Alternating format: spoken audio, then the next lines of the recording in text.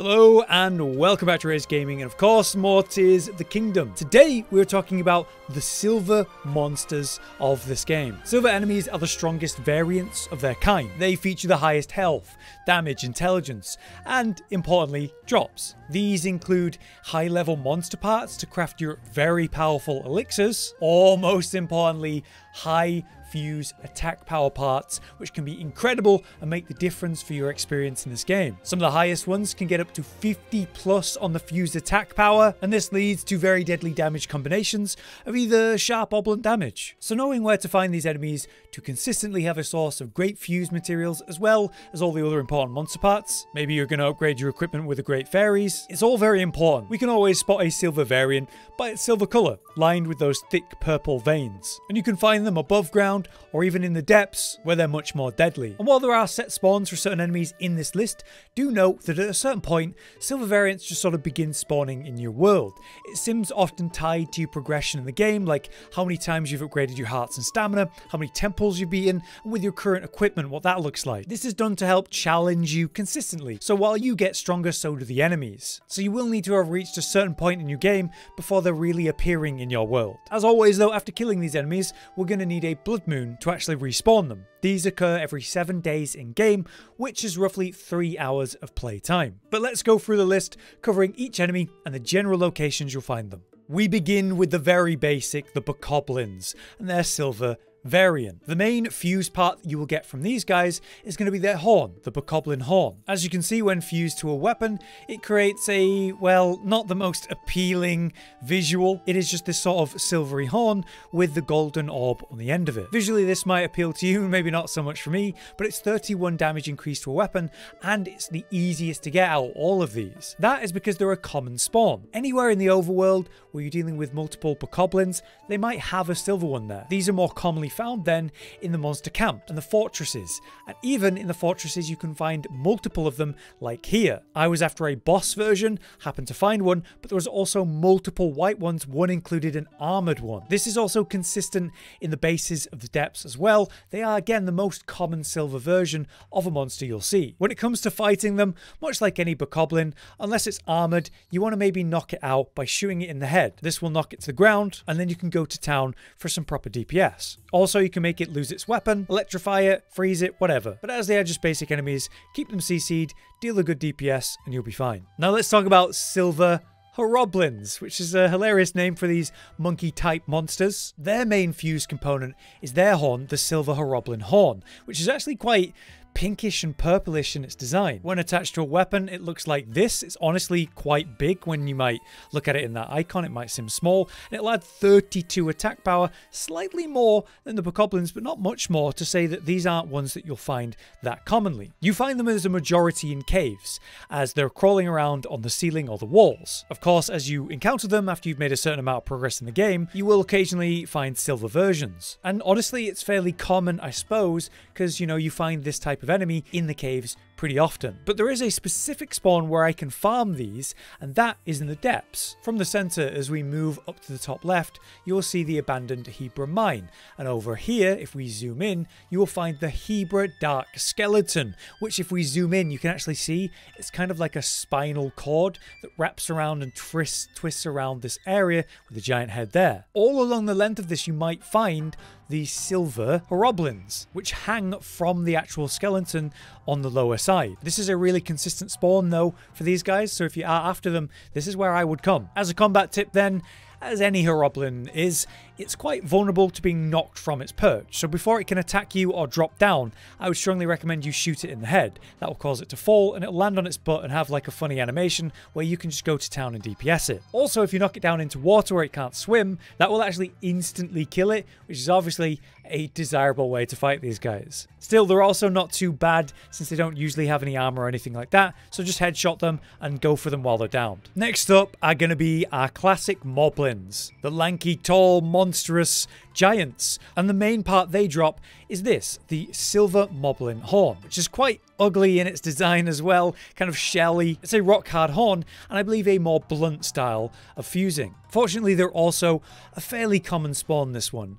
Anywhere you'll find any overworld monster camp or fortress that has a Moblin, there's a chance that that will be a silver one once you've made enough progress. It's consistent again in the bases, in the mining sort of colonies, in the depths. So I find them also fairly common, not too hard to find. And much like regular bokoblins, you just need to make sure you shoot them in the head, keep them knocked down, struggle to find their weapons, CC them in some way, and you can do good DPS. However, they do hit pretty hard, so you do have to be careful, of course. Next is a very popular one.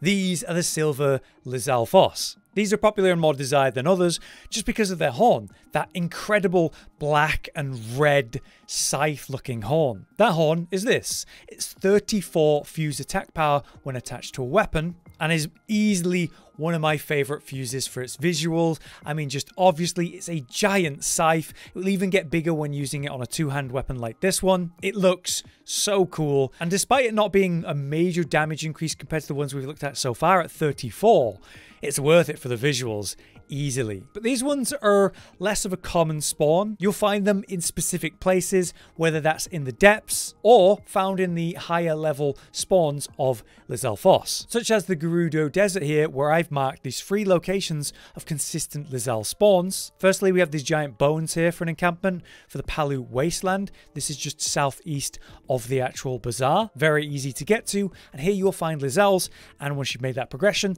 silver Lizals. Further to the west from here, or just north of Gerudo town, is the ruins themselves. And about halfway down the length of them, you will actually find a couple Lizals. And as you can see, this is where I found one for this footage. We often find electric Lizals and the silver ones. When it comes to combat tips with these guys, they're quite annoying with their movement. They bounce left to right and back up. Then they'll bounce left to right and leap in. That can be a good time for you to evade or just parry. But it's always the 1-2 hop, and then whether they've jumped back or in that's the question. Of course, like the other enemies, they're easy to knock down with a headshot, but I would strongly recommend CC for these guys in particular with, say, electricity or freezing, because they are very mobile and that can be really annoying. Next up is going to be your Silver Boss Bokoblins. These awesome, massive enemies that make it into Tears of the Kingdom. I really like these guys. They have quite a unique moveset and playstyle and work in groups, and they're often hard to miss because of their wide and big nature. Their main part to fuse then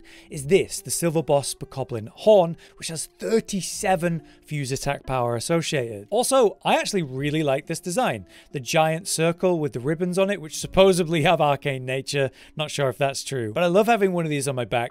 It looks really cool. Thankfully, boss bokoblins are pretty easy to find, and once you've made enough progression, of course, when silvers are spawning, they're likely to be there. For example, there's a couple of places you can find them really close to Lookout Landing here. Just to the southwest is going to be your first fortress, and this is where I found my one, and also 2 of the silver bokoblins at the same time. In fact, if we go southwest to the Hyrule Field Skyview Tower, that's within a fortress, and at a certain point, the boss bokoblin in there can also be silver. So anywhere you find these proper encampments, that's where you're going to find these guys consistently. You can also find them wandering around, say, the fields and meadows or open areas, even on like the ice mountains. And those are hard to miss because as soon as you see it, it's going to be a big boss bokoblin with a few following it along behind in a line. Combat-wise, these can be complicated though. They'll fight you directly or they'll back up and start using their horn, which will cause all the bokoblins to go group up and start throwing attacks at you, throwing rocks or whatever ranged attacks they have, and that's a problem. However, when they do group up, that can be a great time to use, say, the environment to your benefit. If there's any bombs or ones you can use, like the bomb plants, you can blow them up and do a lot of AoE damage as they've just grouped up for you. That'll also knock them down and can give you the opportunity to run in. Also, there's usually like these metal cages in those areas. You can actually pick them up and put them on the boss bokoblins and kind of trap them in there, which is always a pretty fun option. Moving on though, let's talk about Captain Constructs. Yes, Constructs. Even though they're not technically silver enemies, the Captain Constructs are essentially the silver version, you know, the peak difficulty and enemy type of the Constructs. Captains being the strongest sort of mini bosses that you'll encounter in the groups of Constructs. And at a certain point, you start to see higher levels of them, starting at Captain Construct level 1, 2, 3, and then eventually 4, which seems to be the highest level. They will drop these horns, which look absolutely incredible. This long, double-pronged golden horn, which when attached to a weapon, looks like this, which I think looks incredible. In general, the construct horns are awesome, especially the captain ones, like the level 3 one here. And while this is technically slightly weaker than the boss bokoblin, 35 fuse attack power, the visuals are easily worth it for me. They seem to spawn wherever you might find a boss version of a construct. Ultimately, as you progress the game, these start to raise in level. I found them often on the routes to the main temples, be that like the fire or wind temple or whatever. But then also, of course, inside the temples at key intervals at key points before progression to try to stop you as a mini boss fight. We can of course return to these places after you've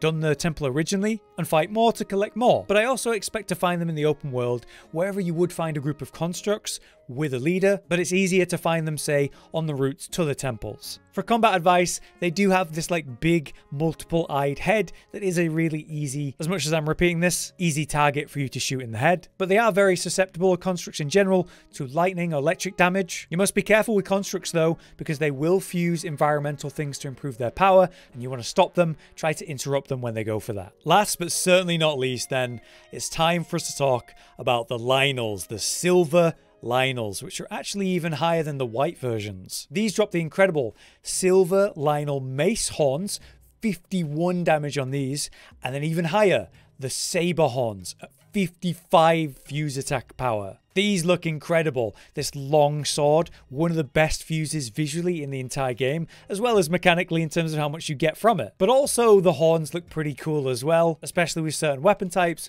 where you can pulverize with them. You can easily get to where you can fight these by heading northwest from the Great Abandoned Mine in the depths to the floating arena, where you'll face waves and waves of enemies. These will be presented to you on the 4th and 5th wave, and we have whole videos to do with how to consistently get these awesome fused materials with the specific enemy, but personally I like to just be able to go to one and fight it and get what I want. Unfortunately, there's one down here where we can do that on this skull stamp. Right next to this light route, you can follow the path northwest from the abandoned Kakariko mine. This means from the actual village above, you can enter easily at this crater, which will bring you here. You can activate the light route on the way and get this one and get the third one and then fight it here. As you can see, it is not only in a gloom patch, but it's also armored, which is a problem. I would strongly recommend you do not fight it in the gloom, but draw its attention, baiting it to fight you over on your terms in a gloom-free area. When it comes to the armor,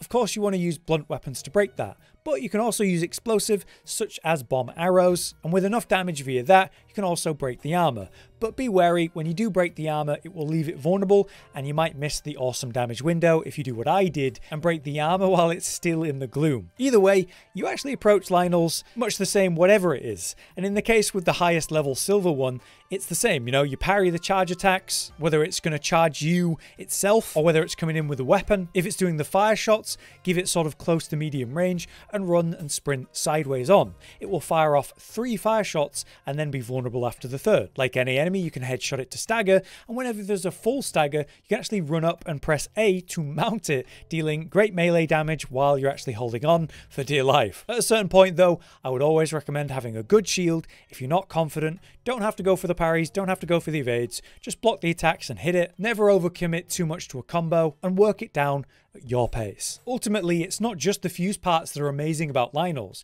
You can get their awesome shields, or the really powerful bows in the Savage or Mighty versions that fire 3 shots in one at really good numbers at a certain point. This is some of the best equipment in the game. They're well worth fighting. But there you have it, my overview of the silver type enemies in this game. I hope this information can help you in your gameplay, and I would strongly recommend you go hunt some down. Get a nice stock of suitable fuse parts, and you'll have a much easier time with your much higher damaging weapons. If you have any tips, advice, or otherwise, then you can drop it in the comments, and you might help someone. But for now, I've been Hollow, you've been you. Thanks for watching, we'll see you in the next one. Josh, Cotton, and Hollow with the videos, dropping the humor like a hammer on your tippy toes, bringing entertainment on a daily arrangement to take our insanity and turn it into entertainment. Yes, I said entertainment twice, to reiterate that it is nice to look into your faces on a mostly daily basis when you let us in your homes to make the whole world a stage. Goodbye.